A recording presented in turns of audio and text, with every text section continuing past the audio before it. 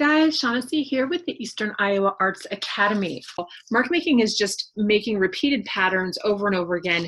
And the cool thing about using markmaking in your art journal is that it helps to sort of like bring together and unify maybe some parts of your page that don't go together. So I had this cutout piece, right? This crazy blue lady. And then I had a couple sort of parts of the original text that I was bringing through, and then I had black, and then I had these other colors, but they just were sort of like a bunch of elements that were there without really being together. And so we make these sort of repetitive, here's some X's, here's some just lines.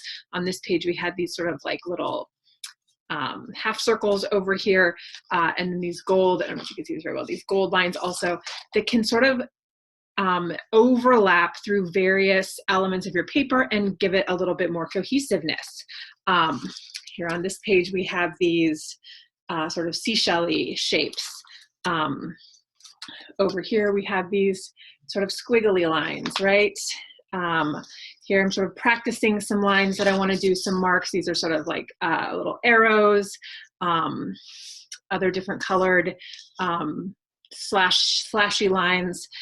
Those are really good. This is just me practicing different kinds of marks. We've got polka dots, we've got zigzags, we've got X's, we've got squares. We've got the lines from the corrugated cardboard that we've used. Lots of different things. And then there's sort of a more intense type of mark making, which is more in line with something like a Zen tangle, right? If you have ever done those, or a Zen doodle, sometimes they're called, where it's just sort of creating a shape and filling in that shape with a bunch of different types of small repetitive patterns. So you can have lines, you can have sort of scales, you can have dark, you can have circles, all sorts of different things.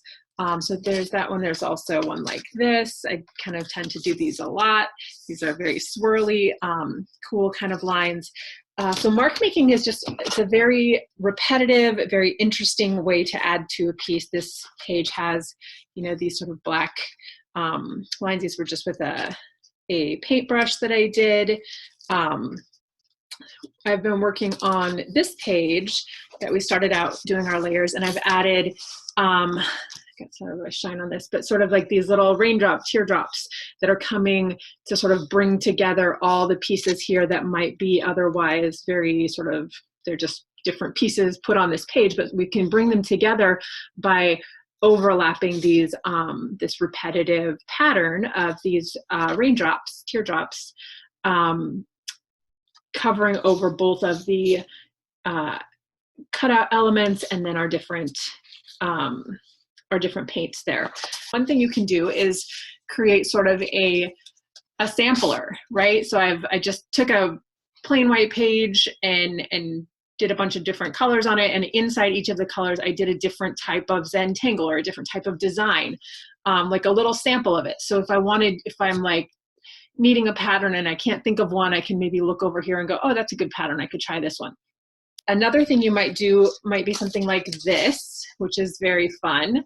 So I'm going to show you how to build up to this, this stage, which is just a whole page of mark making, and sort of a tangle within a tangle. So what you would do for a page like this is to start out just with a doodle. So you close your eyes, you grab a pen, and you just sort of, you don't have to close your eyes. You can look if you want, because what you're looking to do is create one long line of sort of squiggles that have a lot of overlapping pieces. So each one of these can potentially be like a different color or a different design pattern that you might want to use.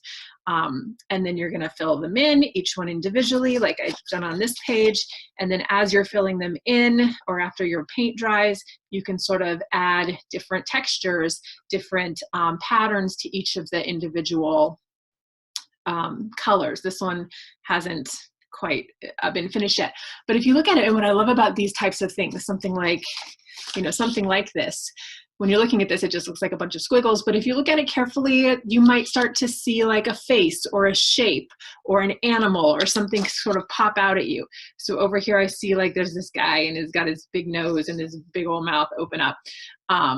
This looks like, you know, something going on with like a yo-yo or something happening over here. So it's really interesting to just see kind of what comes out of just a random shape that you make.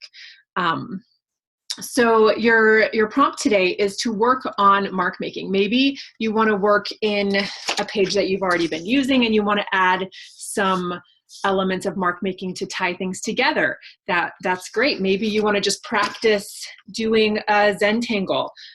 Maybe you want to practice different types of patterns that you might use in the future. However you want to do it is great. Just try to think today about small repetitive patterns and how they can help to bring unity to your overall page.